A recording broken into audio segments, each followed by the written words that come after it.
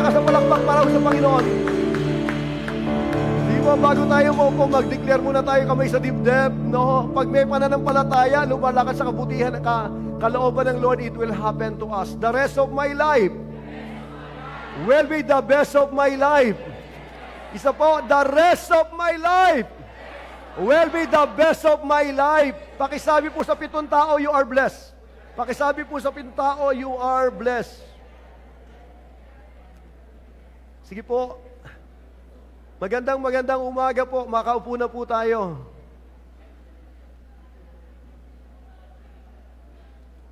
Yan. Bago tayo magsimula, meron po bang first timer na sa simbahan ho natin? Bago lang ho kayo sa simbahan, pwede po ba kayong tumayo? Gusto lang namin kayo welcome. Meron po ba? First timer? Meron. Ayun, palakpakan ho natin. So magandang umaga bro. Good morning. Very much welcome sa gawain ng Panginoon. So, ako po ay nagpasalamat sa Panginoon kasi po kahapon ay may conference na ginanap po sa Baliwag. No, isa po ako sa napagkatiwalaan ng Lord para mag-speak sa conference. Andun po yung ibang mga leaders po. Taas yung kamay ng mga nandoon. Pakitaas yung kamay ng matendo sa conference kahapon. No? Ang ganda ng ginawa ho ng Panginoon. So ngayon po, patuloy po tayo sa series, minamahal ko, The Kingship of Jesus Christ. No? Ito po, kasi po ang lundo, para makilala mo ang Diyos mo, yung lumikha ng langit at ang lupa, tumingin ka kay Jesus. Bakit po? Siya po kasing image, siya po yung larawan. The more na tinitingnan mo siya, the more na inaaral mo siya, inireveal ho neto kung sino yung Diyos na hindi nakikita. Kaya po gusto ng ating amang nasa langit, maminamahal ko, na yung Kristo po natin, maminamahal ko, makilala natin, maintindihan natin. Ito one thing po na natutunan ko. The more you know the Lord Jesus Christ, the more na mag-change yung buhay mo. No? Napakahalaga po neto. So, balik po tayo. Gusto pong establish sa ating pong pag-aaral, si Kristo po ay hari. Yung inaawitan natin kanina, siya po ay hari. No po? The Bible declares, minamahal ko, ang Biblia po, it's all about a king, a kingdom, and king's family. Pag binasa mo po yan, no? Kasi po ang Biblia, nung ito po ay isulat, nasa context po ito ng kaharian. Para ma-interpret mo ito ng maayos, dapat gamitin mo po yung tinatawag na context ng kingdom. Kaya po tayo nahihirapang basahin po ito at i-apply kasi po ang isip natin ay demokrasya. No? Government from the people, by the people, and for the people. Kaya po ang buhay natin, nag-exist po ito ng punong-puno ng sarili because of our government na ginagalawan. Pero po ang kingdom natin, minamahal ko, tayo po, nasa loob po tayo ng kingdom ng Lord. Sa mga susunod, pag-usapan ho natin, yung ngayon po pinag-usapan natin yung king, yung kingdom, and then the kingdom citizen. So sa umagang ito, minamahal ko, ang Biblia po, gusto ko po muli i-establish po sa atin ito, ang Kristo po na ating sinasamba, siya po ay hari. Nung siya po ay isilang minamahal ko, sa sabsaban, siya po ay hinanap ng mga magi. At siya po ay masumpungan, minamahal ko. Ang tanong, nasaan ang hari ng mga Hudyo? Hindi po nila hinahanap yung baby Jesus. Ang hinahanap po nila yung hari ng Hudyo na parito kami para sambahin yung hari. No? Nung siya po ay nililitis, minamahal ko, tinanong po ni Pilate, "Are you the king of the Jews?" Sabi ni Jesus, tulad ng sinabi mo. No? Ang aklat po ng Mateo ay inilalarawan po si Kristo bilang hari ng mga Hudyo. Tapos po, minamahal ko, ito pong hari na ito na namatay para sa atin, siya po ay nabuhay na magmuli. No po? Siya po ay nag-ahari, minamahal ko. Siya po yung haring paparating. No? Siya po ay tinatawag na hari na mahari at Panginoon ng mga Panginoon. That's our Jesus Christ. Kasi ngayon po hindi makita ng tao kung sino po si Kristo. Ginawa lang pong mga religious, tawag dito, relihiyosong mga tao ang simbahan. Pero dapat natin maintindihan, si Kristo po ay hari. Ikaw po ay sumasamba sa isang hari. Ikaw po ay nagtataas na kamay sa hari ng mga hari at babalik po yung hari. No? Actually, pag nag-rapture po, ang sasalubong po sa atin si Kristo, yung hari. Okay? Ngayon po, kaya tayo nahihirapan, ang nakikita natin si BBM. Ang nakikita ho natin si Trump. Wala ho tayong tinatawag na malinaw na pamantayan ng hari bukod sa Saudi Arabia. Ang Saudi, mga minamahal ko, siya po ay isang hari lang, no? Pero yung hari po natin, he is an emperor. Siya po yung hari ng mga hari, mga minamahal ko. Kaya pagdating po ng glory, no, kaluwalhatian, kadakilaan, wala pong hihigit sa ating pong Panginoong Jesucristo. Church, pag nag-rapture ho ngayon, kung mag-rapture ho ngayon, aangat po ang simbahan. Sasalubungin tayo ni Kristo sa impapawid, tapos dadalhin po tayo sa kalangitan. Tapos pararangalan po ang lahat na naglilingkod sa Panginoon. No? Puputungan ka ng korona ng iyong hari. No? Hari po magpaputong sa korona sa ulo mo. Kung naging matapat ka, sasabihin sa iyo, well done, my good and my faithful servant. Okay?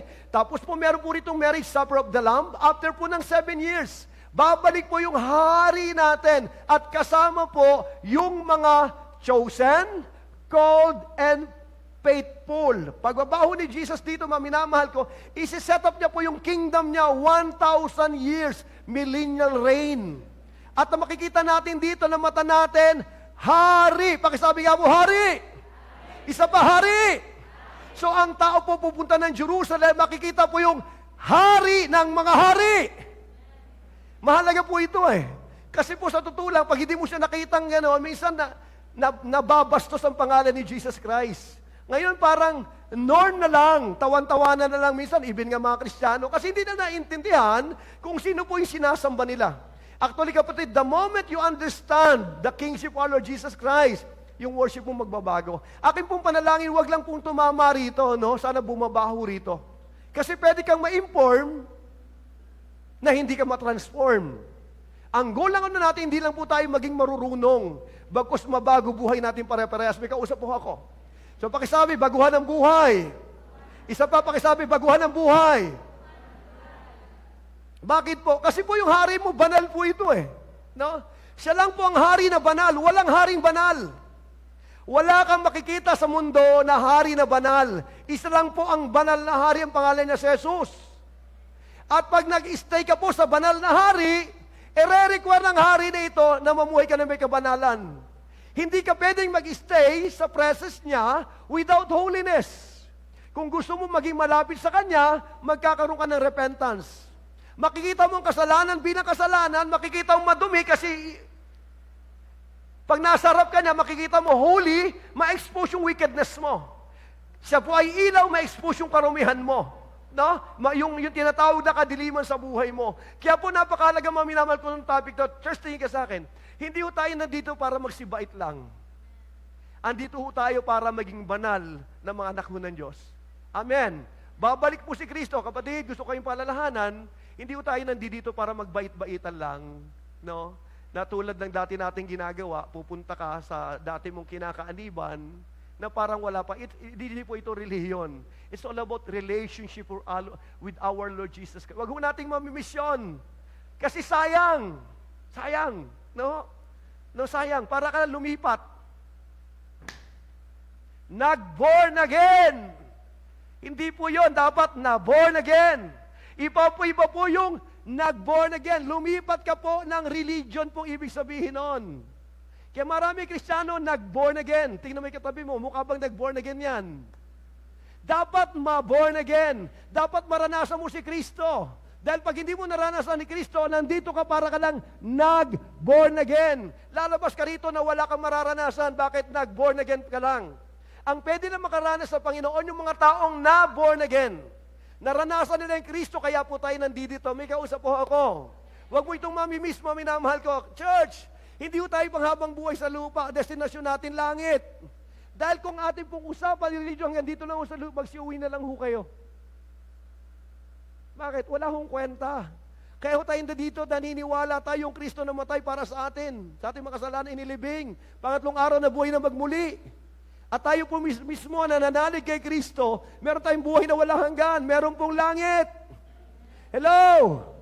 Tayo po'y nagpapakahirap po, minamahal ko, lumalaman sa kasalanan, lumalakad sa katuwiran, hindi ganun kadali. Pero ang destinasyon po rito, langit. Hello! Hindi po ito parang lang, ilagay mo sa isip mo. Hindi po tayo nandito para magsibait lang. Ang ating destinasyon, kalangitan. Kaya po dito minamahal ko, ang Biblia po sabi, maliit ang daan. Hindi yung ganun kadali maging Kristiyano talaga. Bakit po? Maraming sakripisyong gagawin. No? Pag doon ang po sa mundo, ang laki-laki ng daan. Lahat pwede mong gawin.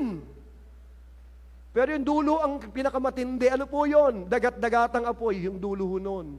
Dito po may struggle. Ang church, ang buhay ng Kristiyano may struggle po ito, may problema. Huwag ho kayong mangarap ng buhay na walang problema. Hindi ho nangako si Lord na walang problema. Ang pangako niya, pag may problema, kasasamahan ka niya.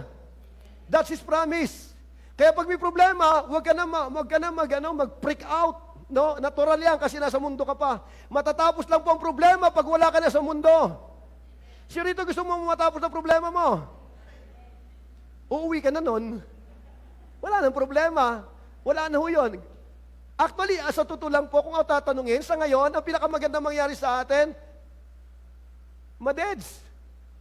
Bakit po? Hindi ka papasok ng langit maliban na mamatay ka. Kailangan mo lumabas sa katawan mo para ka pumasok ng langit. Yung iba po, kinatatakutan ng kamatayan. Pero pag naintindihan, hindi po. Ang kamatayan po ay pagpasok sa kaharian ng Diyos para sa mga anak ng Diyos. Kaya sa ating kamatayan, hindi po yung kinatatakutan. Wala talaga, dalawa lang paraan para pumasok ka ng langit. Una, rapture. Pangalawa, death. Sa mga walang Diyos, ang kamatayan nakakatakot po talaga yan. Pero sa atin po, na mayroong buhay na walang hanggan, hindi po nakakatakot yan dahil ang kamatayan ay pag-uwi sa tunay nating tirahan. Pero wag muna tayong umuwi ngayon kasi marami tayong gagawin. No? Darating ho tayo dyan. Pero sana po, mag-rapture na lang, no? Para maranasan natin lumipad. Sana po. So, balik ko tayo. Ini-establish natin yung ating pong sinasambang hari. No? Kung gustong maintindihan ng hari, balik ka sa context ng kingdom. No? Balikan natin. Nung unang panahon po, it's all about kingdom. Kahapon ako po ay napahintulutan magturo about prayer. Bakit po ba napakahalaga ng prayer kay Daniel? He prayed 3 times a day. And then sabi nga noon, nagkaroon ng batas po si Darius, ang lahat na magpipray, ipapakain sa leon. Kung kayo ngayon kaya gagawin yun, no? Sasabihin ngayon ng presidente natin, lahat na magpipray, ipapakain sa leon. Sa mga apektado, sa mga hindi nagpipray, okay lang. Tama po ba ako? So, tingnan nun natin ito. Mahalaga po na maintindihan natin ng Diyos natin, mga minamahal ko. Ako po si Pastor, hanggang ngayon ang pray ko, Lord, I want to know you. I want to understand you. Kasi pakiramdam ko, kakarampot pa lang ang pagkakaintindi ko sa Diyos. Konti pa lang. Pero yung konti na yung binabago niya buhay ko. No? Kaya po mahalaga yung hungerness. Pag andito ka, huwag kang uupo na dyan lang, na parang bisita dito. Upo ka rito kasi hari mo. Prepare mo sarili mo. Kasi nagsasalita ang Diyos sa magitan ng salita niya. Kaya huwag kang pupunta rito sa church, minamahal ko na parang pupunta ka lang ng shopping mall. No, huwag kang pupunta ng ganito. Dahil pupunta ka rito kasi kakatagpuin mo yung hari. Prepare mo yung sarili mo para magsalita yung hari sa iyo. Prepare yung heart, kakausapin ka mo ng hari mo. Kaya minsan maraming Kristiyano, pumapasok, lulugo-lugo, paglabas, lulugo-lugo pa rin. Alam niyo kung bakit? Kasi walang preparation. Hindi niya naintindihan kung sino kakatagpuin niya. Kaya mahalaga po ang preparation, mga minamahal ko, as we come together to worship the Lord. If you want the blessing of God, unahin mo siyempre ang Diyos mo. Amen? Maraming Kristiyano gusto nilang unahin ng Diyos, pero hindi gusto nilang unahin sila ng Diyos, pero hindi nila inuuna ng Diyos. Kung gusto mong unahin ka ng Diyos, unahin mo ang Diyos mo. Ilagay mo siya sa unahan mo. So dito po, mga minamahal ko, pag-usapan mo natin, yung kapangyarihan ng hari, the power of a king. So kapatid, pag pumapasok ka po doon sa tinatawag, if you are praying, sa tinatawag na closet mo, o sa prayer room mo, every time you come sa lugar po na yon, andun po yung hari mo. Meron ka pong, binigyan ka po ng privilege to speak, to talk with the king. No, hari po siya. No, ilagay mo sa isip mo, sa damdamin mo, sa buong pagkatao mo, as you kneel down before Him, you are talking to a king. Ito nakakatuwa rito. Yung hari po nakausap mo, siya lamang po ang nahaharing namatay para sa'yo. Ulitin ko po ito. Yung haring kausap mo, siya lamang po yung haring namatay para sa'yo. Kaya, pag ito naintindihan mo, magiging privilege yung pagdulog mo sa harapan ng Panginoon kasi nakikita mo kung gaano kang minamahal ng hari mo. He suffered for you. Ang sabi ng Biblia, binili ka niya ng kanyang dugo Tinubos ka, no? Sabing ganon. He purchased you with His own blood. Ibig sabihin, napakalaga po ng prayer po natin. Kapatid, kung gusto mong mabago buhay, may prayer. Walang magbabago unless may prayer. Alam niyo po ba kaya tayo nirapang magbago? Kasi hindi naman tayo nananalangin. Pero the moment maminamahal ko na magdesisyon galing sa puso mo, Lord, gusto kong matutong manalangin, magsisimulang magbago buhay mo. Kasi po pag walang panalangin, parang sinabi mo, Lord, hindi kita kailangan. Kaya tayo nagpipray kasi kailangan kita, Panginoon. Naalala mo po yung panahong walang-wala ka? Yung panahong www.com ka? Kung makapanalangin ka, di ba? Pag pumasok ka sa presence ng Lord, duwagas po yung panalangin. Wow, with matching crying pa. Bakit? You are desperate because you are in desperate situation. Tama ko mali? Napansin mo, nagkakaroon po ng transformation ng heart mo. Bakit po? Kasi hindi ka pwedeng manatiling ikaw pag andun ang presence ng Lord. Ulitin ko po ito, hindi tayo mababago unless na magkaroon po tayo ng time alone with our King. May kausap po ako, kung hindi ka na nagpe-pray, huwag kang maging religious people. Hindi ka religious person. You are a son of a king. You are royalty, you are privileged, mga minamahal ko, na manatili sa presensya ho ng Panginoon. Alam niyo problema natin, ang utak ho natin, religious people. Hindi natin maintindihan, mga minamahal ko, kung bakit tayo nasa loob ng simbahan. No? So ngayon po, tingnan ho natin ito. Ang hari po, mga minamahal ko, meron po siyang kapangyarihan na kung saan, pag tinignan ho natin, pag ito naunawaan mo, mababago po pananaw mo as you approach your king. No? Tingnan nun natin ito. Babasahin ko po ito sa aklat po ni Esther. Esther chapter 6, kung di ako nagkakamali, o 8. Ito ay sinasabi na salita ng Diyos. Si Esther po ay asawa po ng hari. Siya po ay reyna ng kaharian. Ang asawa niya po ay si Haring Xerxes. Sino si Xerxes? Siya po yung tinatawag na King of Kings noong panahon po niya. He is an emperor. Napakalaki po na nasasakop ng tao na ito. Kaya po, pangalan pa lang nito, nanginginig na ho ang mga tao. Yung tinatawag na pangalan po ng hari po na ito. Sabing ganon, minsan pang lumapit si Esther kay Haring Xerxes at lumuluhang idinulog dito ang utos tungkol sa paglipat. Tinatawag na yung reyna po na si Vashti, pinatawag ng hari, no? Meron pong tinatawag na malaking piging, hindi po pumunta yung reyna. Bawal po yun. Dahil pinatatawag po siya ng hari. Reyna po ito Dahil ayaw pong pumunta, no? Napikon po yung hari. Alam mo ginawa? Pinatalsik po pagiging reyna. Wala na ho yung reyna. Kaya po pag naintindihan mo yung context ng hari, magkakaroon ka ng respeto sa hari mo. Hindi talaga pwedeng ikaw masunod. Sa kingdom po, hindi pwedeng masunod ang citizen. Meron kang rights. At ang rights mo, kung ano yung binigay ng Panginoon, ng hari mo sa law. So, tingnan nun natin ito. Nung mawala na po si Vashti, may nagpayo sa kanya, Sir, bakit hindi ka magpa-Miss Universe? No? Patawag mo lahat ng magagandang babae sa lahat ng nasasakupan mo. Ang dami nag-apply. Si Esther po kasama puro sa naturo.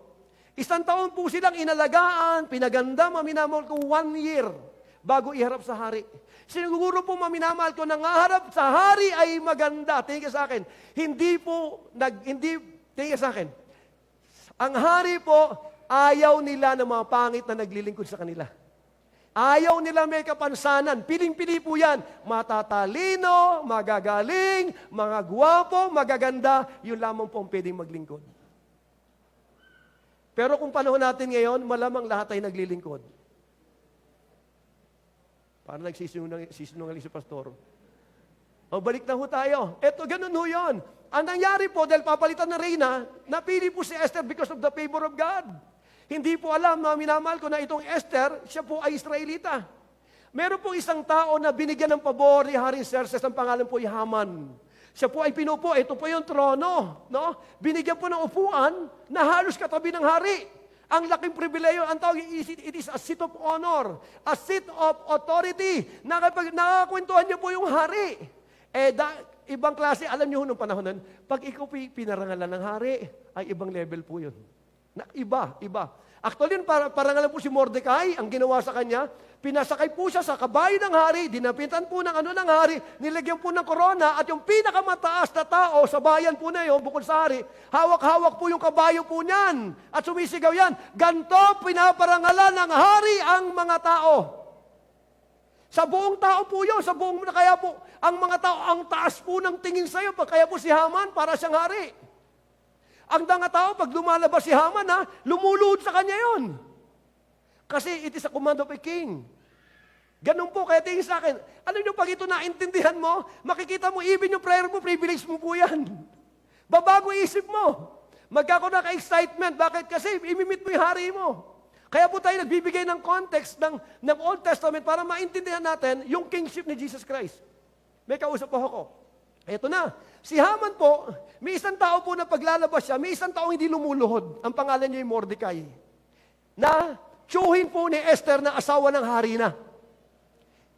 Galit na galit siya kay Mordecai kasi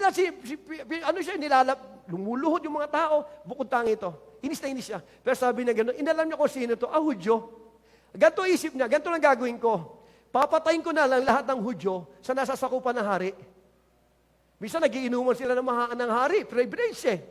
Mahal na hari, sabi niya gano'n, may isa pong grupo ng mga tao na salungat po doon sa kultura natin at hindi po kayo nire-respeto dahil hindi sila sumusunod. Kung pwede sana, bibiling ko nila yung mga buhay nila, ubusin natin sila. Ganun na kasimple. Sabi ng hari, o sige, gumawa ka na, sumulat ka. Lagay mo, in the name of the king. Siya yung susulat, hindi yung hari. Sinulat po yun, nagtakda ng isang araw. Ano po yun? Parang holiday. Parang ganito, May 1, patay ang lahat ng mga Pilipino. Sabay-sabay po yung batas. Pag binatas po yan, hindi pwedeng hindi gawin. Gagawin po yan. Nag-declare po ng isang araw minamahal ko para ubusin ng mga Israelita sa lugar po ng tinatawag na kingdom po ni Xerxes. Ang binigay na huli, in the name of the king, sumulat, ibinigay po yung singseng. And then tinatakan po. Tapos dinala po ito ng tinatawag ng mga mensahero, yung mga herald, ang gamit ng mga kabayo na kung saan dinisenyo, ng tinatawag na tagapag-balita ng pinasasabi ng hari. Naging batas po yun sa buong Naging batas sa buong tawag dito ng panahon po na yun, ng Persian. Sabi niya gano'n, minamahal ko, balik tayo verse 7, sinabi ni Haring Xerxes, kay Reyna Esther at kay Mordecai na Hudyo, ang ari-arian ni Haman ay binigay ko na kay Esther, ipinabitay ko na si Haman dahil sa masama niyang balak sa mga Hudyo. Sinabi rin ng hari sa kanila. Bakit po? Kasi meron na pong decree, meron na pong batas, at lumalapit po everyday, lumalapit po ito. Pagdating po ng panahon na yan, pwede tayong pumatay ng lahat ng Hudyo, pwede natin kunin lahat ng kanyang kayamanan. Bakit po? Kasi it is a law. Susundin lahat. Pero tingin sa akin, panahon po nila, pag ang batas po ay sinulat ng hari, hindi na po ito pwedeng i-revoke. Batas na po yan. Wala po ritong amendment. Hindi po tulad sa Pilipinas dahil tayo po ay nasa tinatawag po na demokrasya. Pag gusto mong baguhin ng batas, meron konbi na ginagawa, hindi babaguhin ng batas. Sa kingdom, hindi po. Pag utos ng hari, hindi mababali. Ganun po ka-strong ang word ng king. So, eto na. Ito pa yung pinagawa. Sinabi rin ng hari sa kanila, gumawa ka ng isang utos para sa mga Hudyo at isulat ninyo rito ang gusto nyong isulat sa pangalan ko. At tatatakan mo ng aking singsing sapagkat walang sino mang makapagpapawalang bisa sa utos ng hari, lalo na kung ito'y tinatakan ng singsing ng hari. Anong ginawa? Hindi pwedeng kansilin ng law. Gumawa sila ng another law. Ano po yon? Sabi po ng mahal na hari, sumulat ka in my name, ilagay mo gusto mo isulat, and then tatakan ng singsing para maging law. Ito po yung batas na ginawa. Ganto. Pagdating ng araw na papatay mga Hudyo, binibigyan ng karapatan ng lahat ng Hudyo na lumaban. Ipagtanggol yung sarili nila, patayin yung mga papatay sila, at pwede lang nakawin o kunin yung tinatawag ng mga kayamanan na papatay sa kanila. May dalawang batas. Hindi na bago isang batas kasi hindi na ito kayang baguhin. Bakit po? Kasi po it is a king's law. Edict and decree. Ano nangyari yung araw na yon? Pagdating ng araw, dalawang batas nag-exist. May mga papatay, may magtatanggol. Alam nyo, ang daming pinatay ng mga Hudyo ng panahon na yun. Lahat ng papatay sila, inunahan po nila. Pagputok ng araw, alam mo nila kung sino yung mga taong papatay sa kanila. 75,000 po ang napatay nila, mga minamahal ko. Bakit po? Ipinagtanggol ho nila ang sarili nila sa batas na kung saan yung hari mismo ang nagtatag. So tingnan natin ito. The power of a king. No? Makikita natin tatlong bagay doon, mga minamahal ko. Yung pangalan ng hari, yung utos ng hari, yung singsing ng hari. Walang kapangyarihan pag wala ang isa doon. Magkakasama po ito. Dito po, mga minamahal ko, tingnan nun natin. Una, the power of a king is in his name. Pakisabi nga po, name. Isa pa ho, name. Ang kapangyarihan ng hari ay nasa kanyang pangalan. Alam niyo unang panahon, pag nalaman po ang edict na galing po ito in the name of the king, everyone will accept it. Everyone will bow. Ganun po ang power ng hari, mga minamahal. Lalo na po si Xerxes, si Nebuchadnezzar. Si Nebuchadnezzar, nakakatakot na hari po ito. Nebuchadnezzar, pag hindi kanya trip, mga minamahal ko, kumakatay po siya ng tao, limb by limb. At yung bahay mo, ibabagsak niya po yan, mga minamahal ko, para po siyang egomaniac. No? Kaya po tingnan sa akin, sa harapan ng hari, hindi ka pwedeng padaskul-daskul na gumalaw. Bakit po? Bawal ang nakasimangot sa harapan ng hari, papatayin ho tayo. Pag nakita mo kung ang context na ito, mga minamahal ko, they respect their king. Kasi po yung buhay nila nakasalalay pag humarap po siya sa hari ho nila. Ganun nila nire-respeto yung hari ho nila, mga minamahal ko. Dito, mga minamahal ko, makikita natin, no, sabi po ng sulat, sumulat kayo in my name. Ino-honor ng kingdom ni Xerxes lahat ng dokumento na nasa ilalim ng pangalan ng isang hari. Kaya po, mga minamahal ko, kung mapapansin mo po, noong unang panahon, meron po mga taong nakabayo, no, mga herald po ito, and then ito po ay tatayo, kukunin po yung kalatas, mga minamahal ko, babasahin po, in the name of Xerxes, darararararararara, and then pak, and then law. Hindi pwedeng baguhin. Bakit? In the name of a king. So ano po ibig sabihin? Apply ho natin dito. Yung hari ho natin, yung Kristo po ay hari. No? Siya po ay hari, pakisabi nga po, Jesus is King. Isa pa, Jesus is King. Ikaw po yung maharap sa hari, mga minamahal ko. At itong hari na ito, meron po siyang glorious name, maluwalhating pangalan. Next slide. Sabi po ng Philippians 2:9, verse 9 to 11, therefore, God highly exalted him and bestowed on him the name is above every name. Binigyan siya ng Diyos ng pangalang higit sa lahat ng pangalan. From generation to generation, yung pangalan ni Kristo ay higit sa lahat ng pangalan. At ang sabi ng mga minamahal ko kasunod, verse 10, sabi ng ganoon, so that at the name of Jesus, sa pangalan ni Jesus, ang lahat ng tuhod ay luluhod. Grabe po ito. Darating ay isang panahon na mula pa sa noon hanggang ngayon, pagsama-sama, every knee shall bow before Him.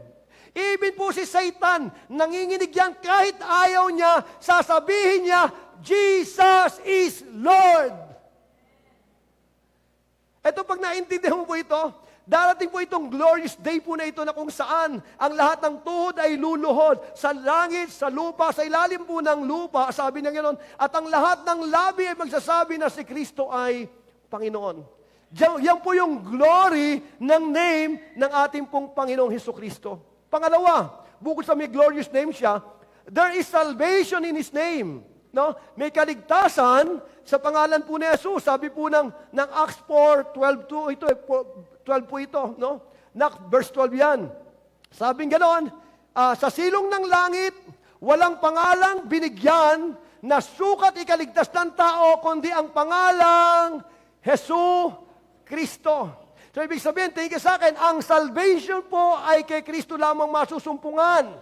Hindi po sa religion, hindi po rito, no, hindi po sa nag-born again ka. Ang kaligtasan ay masusumpungan lamang, pakisabi nga po, Kristo. Kaya mali ang turo, magpakabait ka lang, papasok ka ng langit.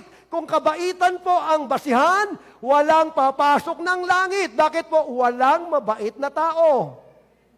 Amen. Salamat po dahil merong mabuting isang hari na namatay para po sa atin. Hello! Ang kaligtasan natin na nagtiwala tayo kay Kristo. Bakit? Siya ang daan, ang katotohanan at ang buhay. Walang makararating sa Ama kundi sa pamamagitan ni Kristo.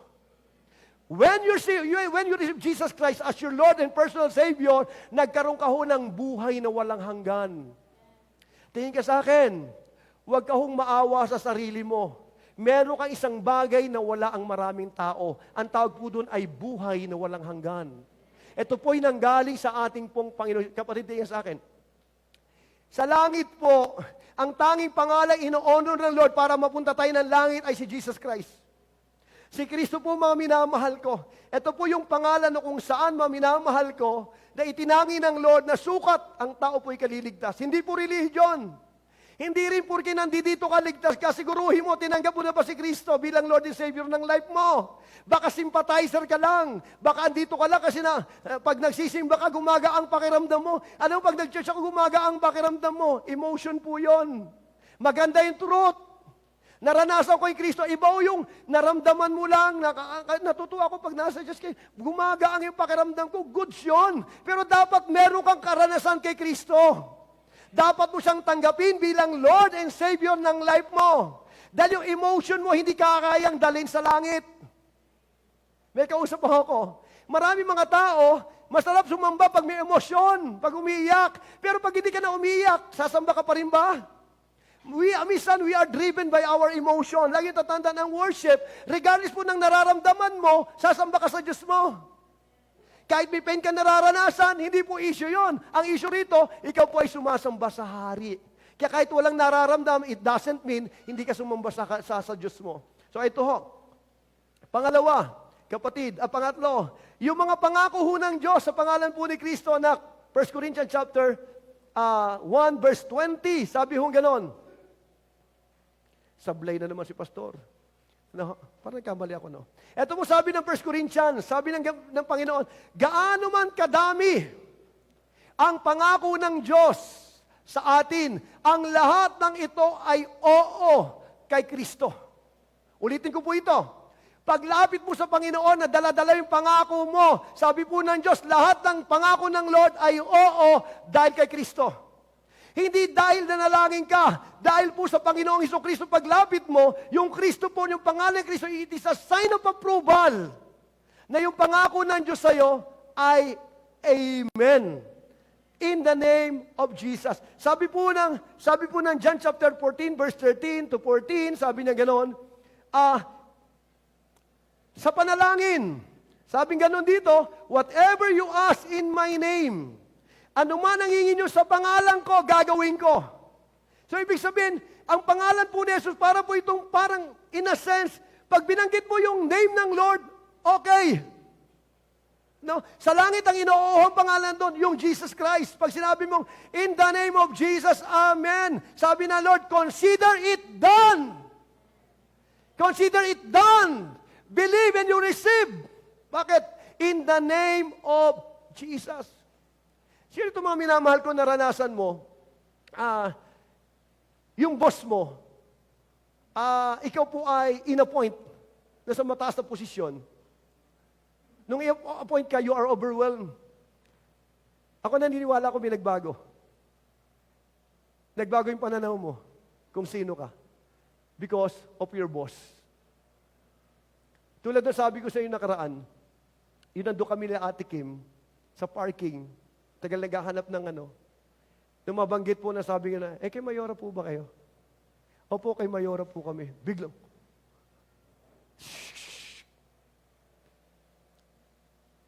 Ikaw nga po, i-delegate ka ni BBM, sigurado magbabago pananaw mo sa sarili mo. Bakit? You carry the name of those in the authority. Alam mo ho ba, ito maganda po ito. Open your heart. You carry the very name of our Lord Jesus Christ.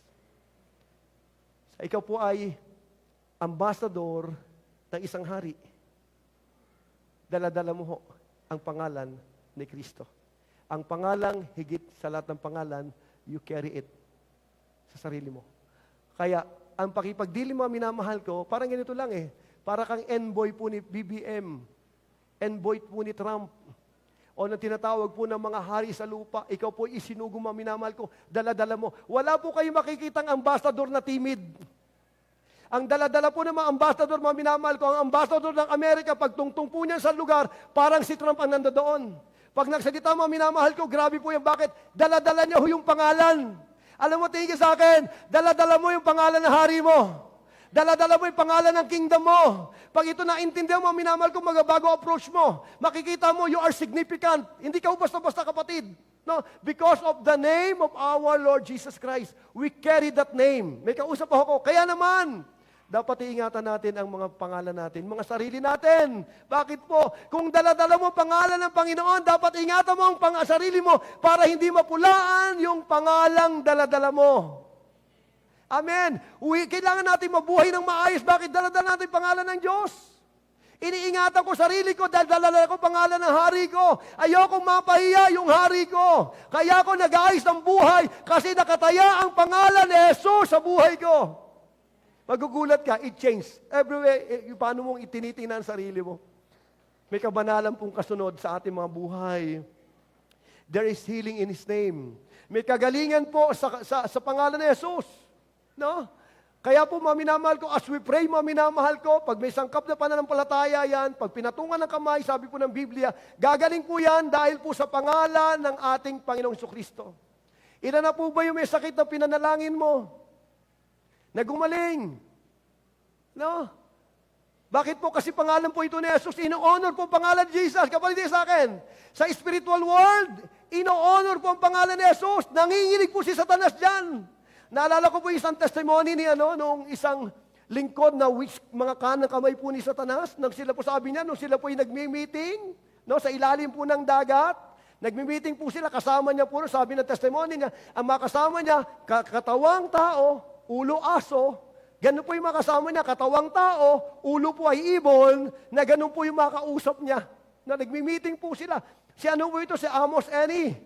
At na nagmi-meeting po sila, may nagsalita po doon. Sabi niya ganon, Sir, sabi niya ganon na isa, meron po sa taas, na hindi ko ma-recall, na parang kinatotokutan yung pangalan. Sino yon? Binanggit po ng kasama, Jesus daw po. Sabi po ni Amos Eni, dahil doon siya, nung mabanggit yung pangalan, nahulog sa upuan si Satanas. At ang sabi sa kanya, huwag mo nang babanggitin yung pangalan niya kung gusto mong Ibig sabihin tingin ka sa akin, yung name ni Jesus, ito po ino-honor. Kinatatakutan po ito ng tinatawag na mga evil entity. Kasi po, ang pangalan ni Jesus ay higher sa lahat po ng pangalan. Meron pang deliverance in His name. Kanina nandun ako sa likod, habang tayo nag-worship. In-impress sa akin ng Panginoon, Nak, you carry my name. Be confident. Dala-dala ang pangalan ko. Nakabakap ang kaharian ng langit sa'yo. Why? Because you are an ambassador. Alam mo, nakakatawang isipin po ito. Sino rito pag may posisyon ka sa gobyerno, iba ang confidence mo kaysa sa manggagawa. Pag boss ka, di ba? Hindi ka lumalakad na para, lumalakad ka, hindi ka nagyayabang. Lumalakad ka kung sino ka. Tama po ba ako? Lumalakad kasi, you know your authority. Alam mo, sabi ng Panginoon, yun ang gusto ng Lord sa atin, maintindihan natin what is our authority. Why? Dala-dala natin pangalan ng Panginoon. Isinugo ka ho ng hari. Sabi ng Panginoon, all the authority in heaven and on earth has been given to me. So therefore, go and make disciples of all nations. We are commanded, mga minamahal ko, na ating pong mahal na hari. Pangalawa, una po, pangalan ni Jesus. There is power in His name. No? Pag nagpe-pray kang ino-honor sa langit, pangalan ni Jesus. Hindi pa habaan po ng iyak. Simple lamang po, mga minamahal ko, sa pangalan po ni Jesus. Yan po yung dala-dala po doon, mga minamahal ko. Ang pangalan po ni Jesus, pag binanggit po, parang bumubukas po ang kalangitan. Bakit? In His name. No? Ganun po ka-powerful po ang pangalan. Kaya po pag nag-worship tayo, pag sumasamba tayo, binabanggit natin yung pangalan po ni Jesus. Yung kalangitan po, natutuwa po ito. Bakit? Because of the name of Jesus Christ. Pag ang church sumasamba sa pangalan po ni Jesus, grabe po, bumababa ang presence ng Lord. Why? Kasi we do worship po yung King. Pwede ba ako makiusap sa inyo? Huwag kang pupunta rito na nag-worship ka na parang ano lang, no. Pag andito ko kayo, lagay nyo sa isip nyo, kakatagpuin ko hari. Hari ng mga hari. Hindi pwede ito mga minamahal ko ang approach ko para lamang po siyang barangay tanod. Parang kumpare ko lang, hindi po. You are approaching a king of kings. Dapat inahanda natin sarili natin. Bakit po? Kakatagpuin natin ang Diyos natin to worship Him. May kausap po ako. Alam niyo po, sa totoo lang si Pastor, hindi ako naghahanap ng maraming miyembro. Kahit konting miyembro, basta po ang puso, minamahal po yung Kristo. May kausap po ako. Madami nga tayo, hindi mo tayo nagmamahal sa Panginoon. Anong kwenta nun? Amen? Maganda, marami tayo, mahal natin si Kristo. Marami tayo, natutuwa si Kristo. Yun po yung goal. Kaya po pagsamba sa Panginoon, hindi pwedeng alayan lang ng ganun ng hari natin. You come before a king. Dapat po maminamal kinahanda mo sarili mo. Pagdating po ng pagsamba, dapat binibigay mo yung puso mo, lahat mo sa harapan ng Panginoon. Tulad na sabi ko sa iyo nakaraan, pag ang hari po ang context, lumalabas po ang hari, nagkakaingayan po ang lahat ng tao na dadaanan po ng hari. They are shouting, "Long live the King! Long live the King! Long live the King!" Nagpapalakpak ang tao kasi hari po yung dumarating. Mga kapatid, tingnan sa akin. Alam niyo po ba, gustong-gusto ng Diyos bumaba sa church. Kaya minsan hindi siya makababa. Alam niyo kung bakit? Kasi minsan yung mga Kristiyano, hindi po sila naghahanda. Walang kahandaan yung mga puso. Nasa loob po ng church kung ano-ano nasa isip. Nasa loob po ng simbahan para napipilitan lang. Yung iba talagang parang hinukay lang sa higaan. No? Na talagang parang wala lang sa sarili. Tapos uupo dyan, mga minamahal ko, tutulog-tulog pa. Tinutulugan nyo lang yung hari. Hindi po pwedeng gano'n. May kausap ako. Hindi po pwedeng gano'n. Hello? Kaya minsan pag nag-worship po tayo, hindi natin may bigay yung sarili. Kasi hindi natin naunawaan kung sino sinasamba natin. As we church, as we come before the King, kailangan po natin ng respeto sa ating pong Diyos na buhay. May kausap po ako. Hindi lang po dito nire-respeto ang Panginoon. Paglabas natin, lalong-lalo na dapat nating respetuhin ang Diyos. Pastor, paano bang malalaman na nire-respeto ng tao ang Diyos? Nag-aayos ng buhay. Ulitin ko po ito. Malalaman mo ang tao kung nire-respeto niyo ang Diyos pag wala ho rito. Nire-respeto niyo ang Diyos kahit wala ho siyang kasama. Kaya mga tao may fear of God, nababago ho buhay nila kasi alam nila, sila po ay binabakapan ng kalangitan. Sa pangalan po ni Jesus. Kaya po pag worship mga minamahal ko, hindi na tayo dapat, sige po, taas mo kamay natin. Pwede ba kayong tumambling sa kanan? Tumambling sa kaliwa? No? Magpa-slide? No? Hindi na dapat gano'n. Pag tungtong ho natin, pag awit yung kamay ho natin, tumataas siya. Bakit ba tayo nagtataas ng kamay? It is an act of surrendering. It's an act na wini-welcome natin ang presence ng Lord. Kaya huwag kang sasamba rito, mga minamahal ko, na parang nakaganito ka lang. No? Na parang nakaganyan ka. Na parang ang laki-laki ng utang na loob sa iyo ng Diyos. Hello? Pastor, bakit ganyan? Gusto ko respetuhin natin ng Diyos natin. May kausap ho ako. Kung ma-open ka ho at wala ka respeto sa Panginoon, I don't care. Pero kung dito ho tayo, dapat inaayos natin mga buhay natin sa harapan ng Diyos. Amen po ba? Andito tayo to worship our God. Isa nga ho malakas sa balakbak para sa hari natin. Come on, pinakamalakas sa balakbak. Para sa hari ho natin. Alam nyo to, ikaw nga pag pinaparangalan ka, natutuwa ka eh. Ikaw nga pag nire-respeto ka, natutuwa ka. Ikaw yun ha, ako yun, natutuwa tayo pag ginagalang tayo. How much more yung Diyos na karapat-dapat? Tayo nga minsan, hindi naman tayo karapat-dapat, pero pag pinarangalan tayo, natutuwa tayo. How much more yung karapat-dapat na Diyos na parangalan natin? Ang ganda, mga minamahal ko. Alam mo, one of my dream sa simbahan natin, itong simbahan ito nagmamahal sa Panginoon Jesucristo. Itong simbahan na ito, mga minamahal ko, nakakaranas ng presence ng Lord, ng glory ng Lord. Nung paglabas natin, alam natin, pwede natin sabihin, naranasan namin ang Diyos. May kausap ako. Diba? Paglabas mo, meron kang babalikan kasi meron kang naranasan. Hindi ka babalik sa simbahan pag wala ka hong naranasan. Pero para maranasan mo ang Diyos mo, dapat ihanda mo ang sarili mo. Yung mga bago lang, naintindihan ko kayo, hindi nyo alam yung paghanda pa sa ngayon. Pero yung mga matatanda ng Kristiyano, We need to prepare ourselves as we have encountered. Kapatid, pagpasok mo sa simbahan, you are encountering, ilalagay mo sa isip mo, enkwentrohin kami ng Diyos, kakatagpuin kami ng Diyos, para po pati yung mga late natin mabasag. Late na naman, pastor. Sabi ko sa inyo, hanggat hindi na tayo na to, hindi magbabago yung preaching. Magbago ho tayo, maniwala ho kayo, babago preaching. Because it is an offense. Bakit ko ito sinasabi sa inyo? Nasasaktan natin yung Diyos natin. Pagpasok natin sa simbahan, it is not about you. It's about Him. May kausap ako. Andito ho tayo, oo, mahalaga po na nagbibihis tayo. Maganda po yan. No, dapat kasama po yung puso natin as we come here. No, piniprepare mo sarili. Alam niyo kapatid, si Lord po gustong-gusto magparanas. Kapatid, walang kwenta ang Kristiyano, walang kwenta ang Kristyanismo pag hindi natin naranasan ang Diyos natin. Matulog na lang ho tayo pare-parehas. Walang kwenta pag wala ho ang presensya ng Diyos. May kausap ako. Ang goal ng church mo, minamahal ko, Lord, piniprepare namin sarili namin kasi this morning, bibisitahin mo po kami. Maniwala ka ba si Lord? Ipo yung puso natin. Yung mga mahina, lalakas. Yung bumagsak, ibabangon. Yung mga problema, kakatagpuin. Bakit po? Kasi naparangalan ang Diyos natin sa simbahan po ito. May kausap po ako. Isa nga humalakas sa palakpak para sa Panginoon. Come on. Pangalawa, in His name. Una, in His name. Ayun po yung pangalan ng hari. Pangalawa, in His word. No, sa Kanya hong mga salita. Makita ho natin dito, mga minamahal ko, ang hari po, pag isinulat po yung tinatawag na salita niya, nilagyan po ito ng sign na ring, ito po ay word. No? Ito po ay word, mga minamahal ko. No? Ito po ay word na kung saan, hindi po pwede itong baliin. Ito po ay makapangyarihan. Bakit po? Ito po ay salita ng hari.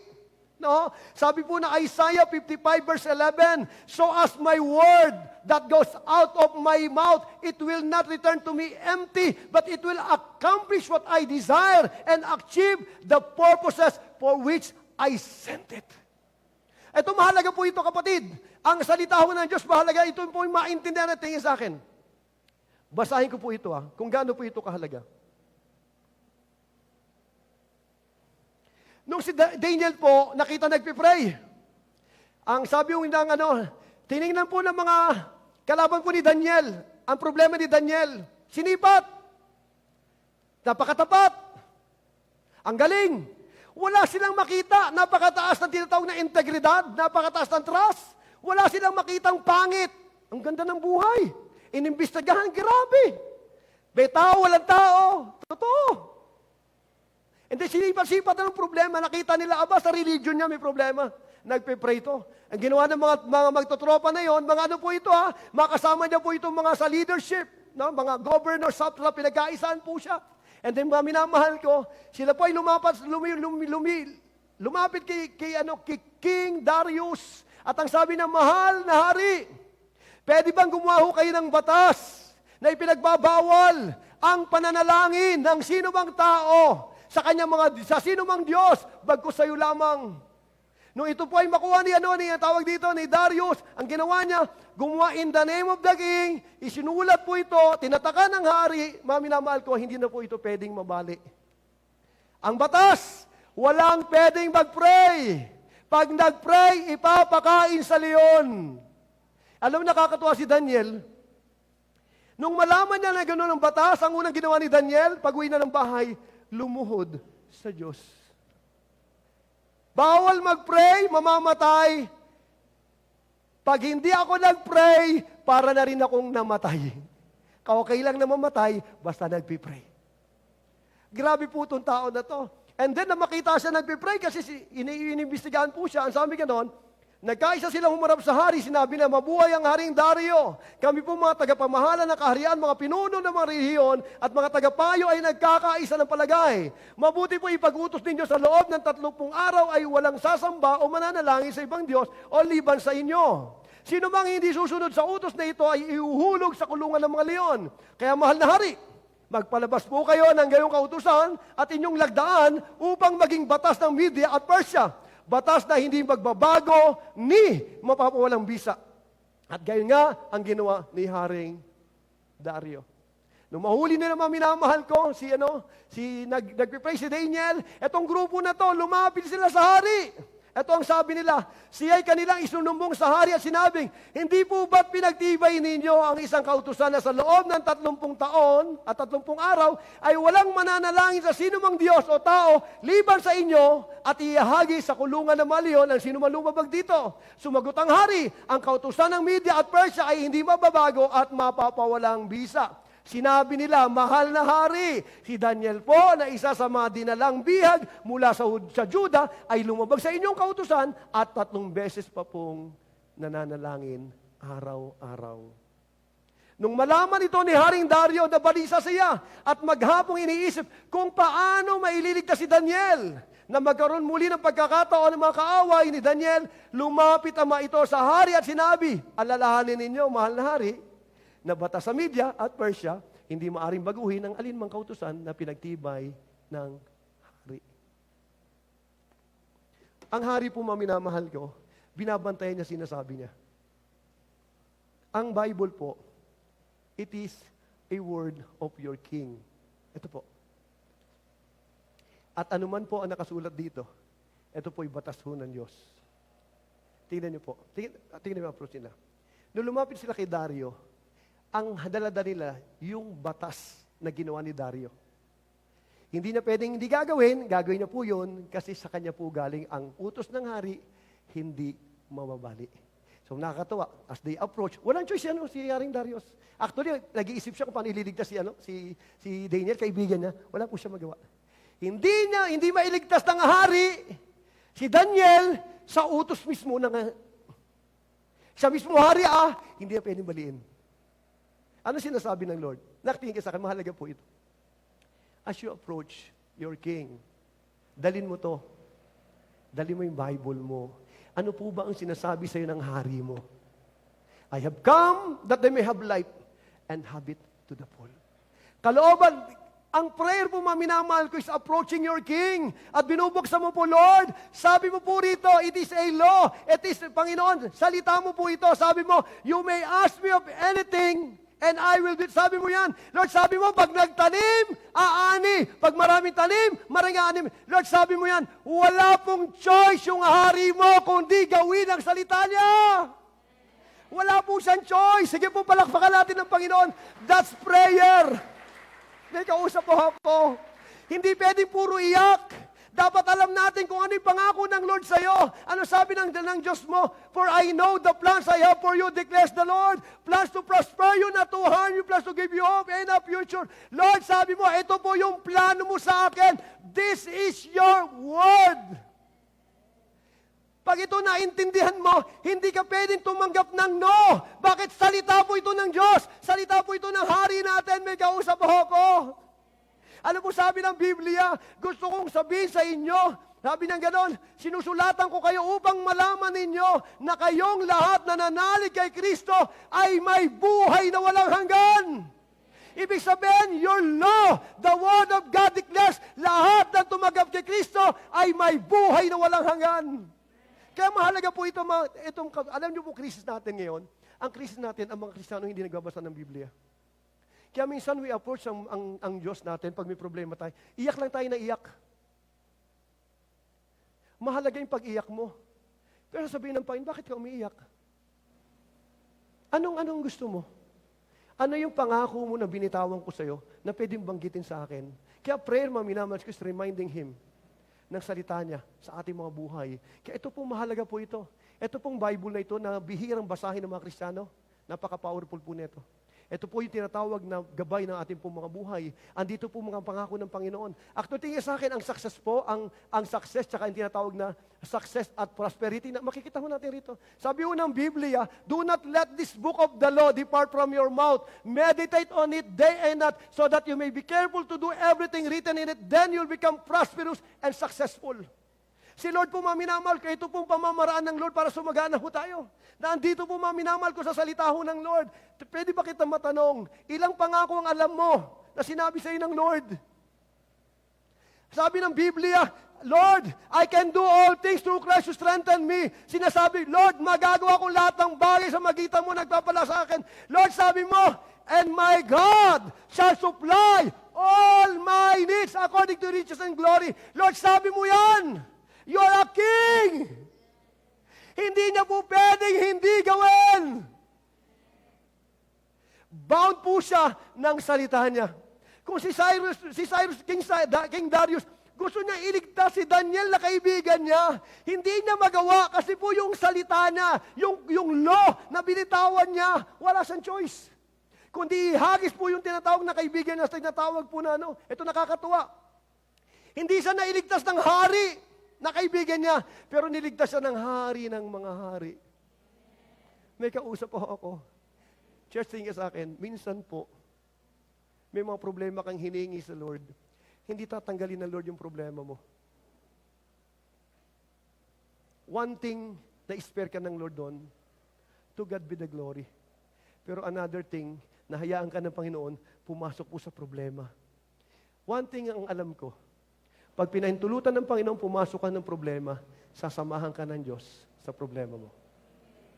Hindi po nangako si Lord kay Daniel, hindi tatapon sa leon. Pinahintulutan, nakakatuwa naman, tingnan niyo po ito. Nung nasa leon siya, nagpadala ang Lord ng anghel para po. Anong kasunod doon? Unang-una for the glory of God. Kasunod, promotion. Minsan alam mo, pag nasa trabaho ka, siguro ito nakakaramdam ka, minsan pinagkakaisahan ka. Hayaan mo lang. Just pray. No. Kahit pagkaisahan ka nila, sa dulo pa rin, ikaw po rin ang huling halakhak. Why? Sige po, palakpakan natin si Lord. Palakpakan natin si Lord. Kaya sabi ng hari sa'yo, the vengeance is mine. Huwag mo ipagtatanggol sarili. Huwag mo ilaban ang sarili mo. Mag-pray ka lang. Ilagay mo ako sa unahan. Hayaan mo ako may paglaban. Hindi natin trabaho magtanggol. Ang trabaho ng Diyos natin, ipagtanggol tayo. Kaya minsan minamahal ko ang mga Kristiyano, kahit ano-ano sinasabi natin, hindi natin pinapatulan. Bakit po? Hayaan natin ang Diyos sa Kanya. Pero nakakatakot po ang Diyos pagkalaban. Ang Diyos po'y pumapatay. Nakakatakot. Kaya sabi ng Panginoon, huwag mong gagawin para sa akin, ang trabaho ko ipagtanggol ka. Huwag mo ipagtanggol ang sarili mo dahil hindi kita magpagtatanggol kasi pinagtanggol mo sarili mo. May kausap po ako. Kaya dito minamahal ko, word po ng hari yun. Sabing, the vengeance is mine. Kaya napakalaga na itong Bible ito, church. Let us go back to the Bible.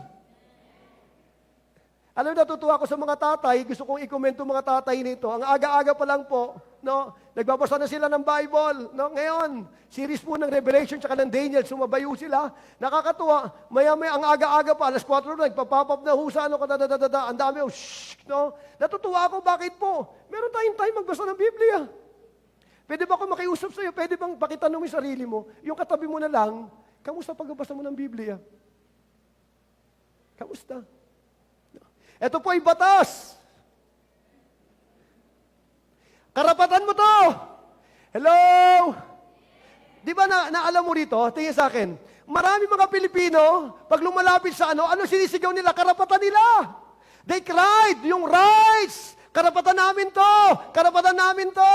Nagrarally po sa kalsada. Ano sinisigaw? Karapatan nila! Gusto kong maintindihan mo! Bilang Kristiyano, meron kang karapatan nandito! Pwede kang lumapit sa hari mo, buklatin mo yung karapatan mo. Yung karapatan na yan, siya ang nagbigay nan sa'yo. Hello! Kaya ang sarap manalangin. Bakit? Siguradong gagawin. Hindi, sabi niya, God is not a man that He should lie. He is not a human being that He should change His mind. Pag sinabi niya, gagawin niya, pag pinangako niya, tutuparin niya. That's your God. Ang sarap lumapit sa Panginoon. Yung alam mo na alam mo sa puso mo, Lord, this is your word. By faith, naniniwala ako sa iyo. Alam niyo ngayon po natutuwa ko. Ginagamit talaga sa amin ng Panginoon yung mga pagtatanim namin ng asawa ko. Ang daming natutuwa eh. Ang dami na gusto magtanim. Kahapon, may isang pastora lumapit, Pastor, turuan mo naman kayo magtanim. Si Meme ng lettuce. Ang sabi ko, mag-YouTube na lang ho kayo. Kasi layo-layo ho nila. Mag-YouTube na lang ho. Tingnan nyo sa YouTube para ho tayo mag-ano. Ito nakakatuwa. Lagi akong inaano ng Lord habang nandoon. Pag nagtanim ka, aani ka.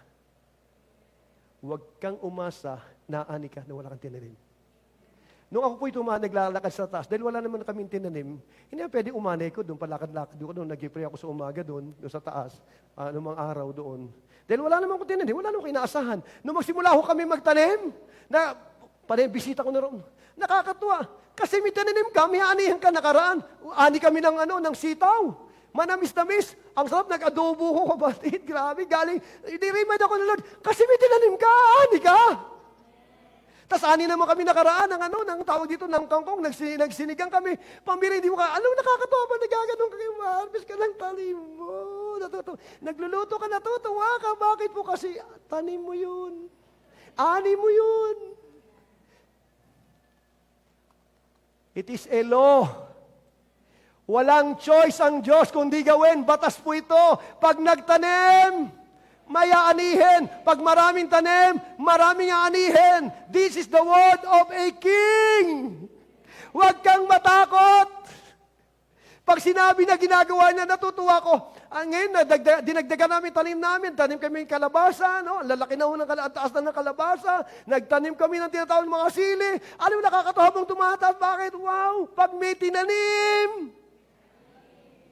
Pag maraming tinanim.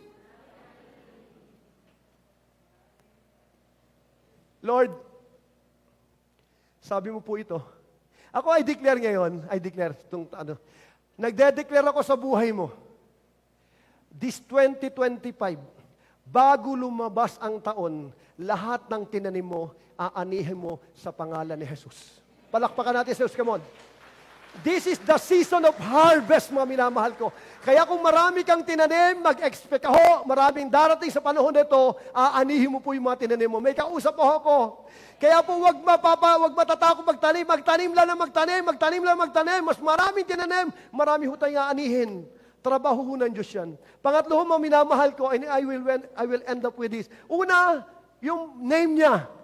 In His name. Pangalawa, in His word. Pangatlo, in His blood. No, yung kanya hong tinatawag na dugo. No, dugo ni Kristo. Tingnan sa akin. Ito po yung ginagawa ng hari. Sige, isumulat ka sa pangalan ko, ilalagay, in the name of Jesus. Isulat mo gusto mo. Wala pa po itong kwenta, maliban po, natatakan po ito ng singseng. Pagtaktak po ng singseng, hindi na pwedeng baguhin. It is a law, mga minamahal ko. Ibig sabihin, because meron po itong tinatawag na tatak ng singsing ng hari.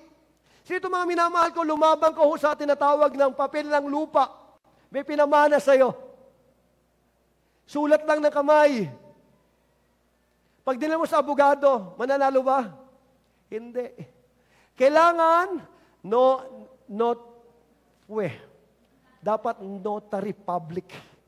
Pag napanotaryo, nagkakaroon ito nagiging, pakisabi nga po, legal. Kasi po, may notary public, pagtatakpo ng legal papers na po yan, mga minamahal ko. Tiga sa akin. Ito po, hindi po ito tinatakan ng sign ng singsing ng hari. Ang ipinantatak dito, yung dugo ng hari.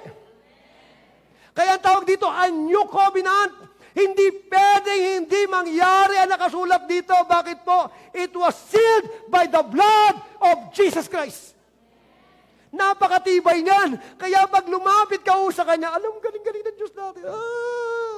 Lumalapit ka sa hari, sa Kanyang pangalan, sa salita niya, sa dugo niya mismo. Set up. Gusto ka niyang magpalain. Gusto niya ayusin ang buhay mo. Dapat lang natin maintindihan. Dapat ang declaration natin, Jesus Christ, you are my King. Minsan po, tinatawag natin siyang hari. Pero mahalaga yung buhay natin kung paano natin siyang kinikilalang isang hari. May kausap po ako.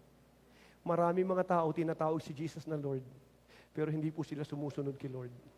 Kaya pong sabi ng Panginoon, hindi lahat ng tumatawag sa akin ng Lord, Lord, papasok ng langit, yung lamang gumagawa ng kalooban ng aking amang nasa langit.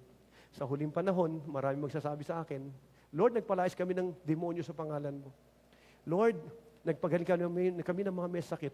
Lord, nangaral kami sa pangalan mo. Sasabihin, lumayo kayo sa akin, hindi ko kayo kilala. Kaya napakahalaga mga minamahal ko, kung paano natin tinatrato yun Diyos sa mga buhay natin, na binigyan tayo ng Panginoon ng kapangyarihan. Nasa pangalan niya, nasa mga salita niya, nasa dugo niya. Kaya ako po naniniwala, kapatid, ang Kristiyano, okay lang po na maborn again kang mahirap. Pero, huwag kang papayag na mamamatay kang mahirap. Ginawa na ho ng hari ang lahat. Ang sabi po ng Biblia, si Kristo po ay naging mahirap upang sa kanyang pagiging mahirap, tayo po ay yumaman. Sabi po yan ng Biblia. Kaya napakahalaga minamahal ko na maintindihan natin yung Diyos natin. Ako ay pray sa simbahang ito, magkaroon tayo ng revelation and knowledge ng kingship ni Jesus Christ. At tayo po ay mabuhay bilang mga subject sa kingdom ng ating pong Panginoong Jesucristo. Tayo po itatayo, mga minamahal ko. Pwede ho bang pumalakpak para sa hari? Pinakamalakas na palakpak para sa hari ho natin. Kantahin natin to, mga minamahal ko, bago tayo mag-Santa Cena. I-worship muna natin si Lord. Awitin ho natin to isang song na ito.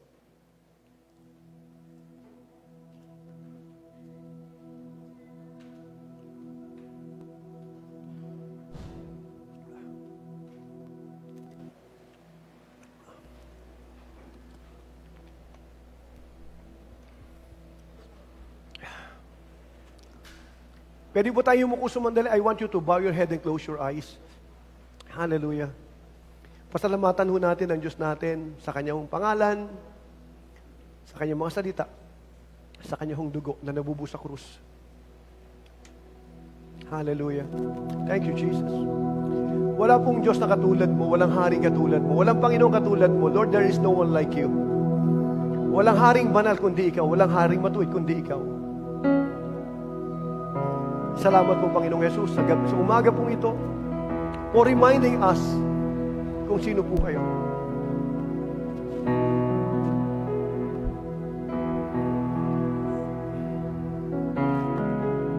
Awitin natin na to as a song of declaration and worship to our King. He is worthy. He is the King of Kings, the Lord of Lords, the one who died for you, the one who purchased you by His own blood, the one who redeemed you.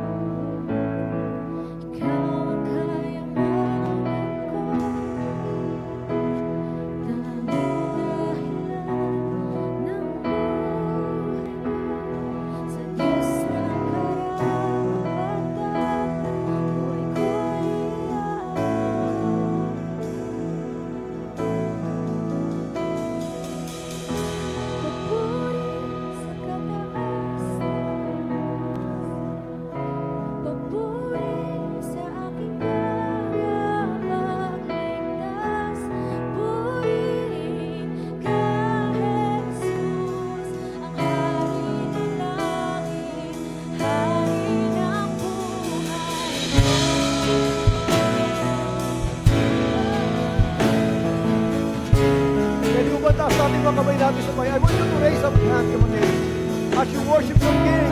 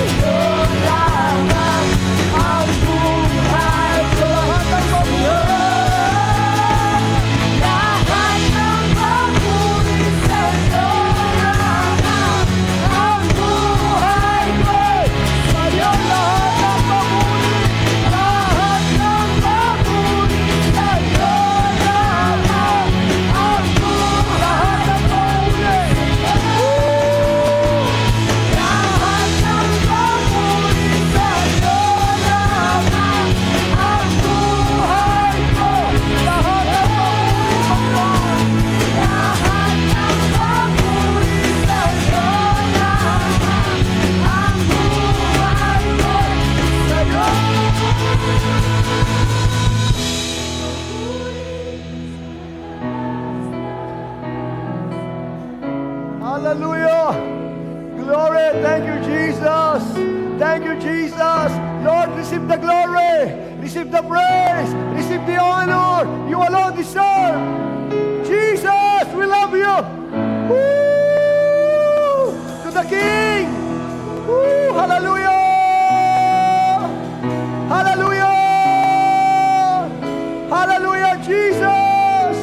Jesus. Woo! Jesus Christ. Hallelujah. Ora ba shekanda raba kande. Kerebe kondo ya raba shekanda raba kande. Shekanda asta asa. Mahuri sa aming katapan. Kas puri ka Jesus. Hari ng langit, hari ng buhay ko. Mahuri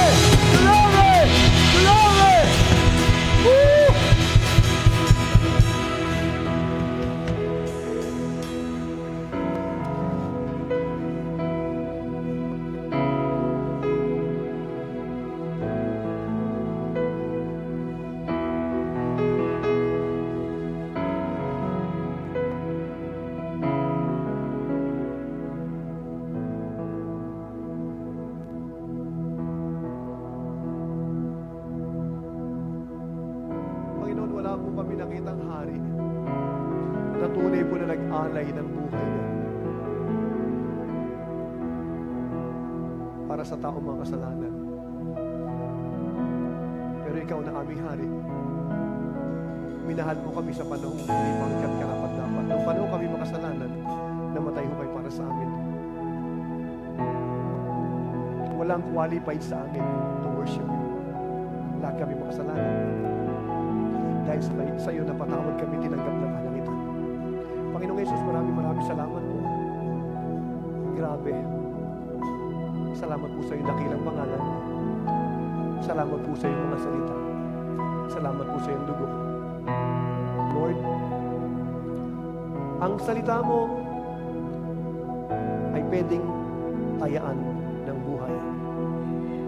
You are not a man that you should lie. You are not a human being that you should change your mind. Pag sinabi mo, gagawin mo. Pag pinangako mo, tutuparin. Patuloy na makilala ka pa namin, maintindihan ka pa namin, patuloy pa na kung kakabagan mo. Magkaroon nawa kami ng kauhawan, ng kagutuman. Maintindihan namin ang pagiging hari mo. Help us to respect you.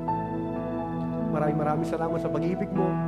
Mahal ka namin kasi ikaw ang unang nagmahal sa amin.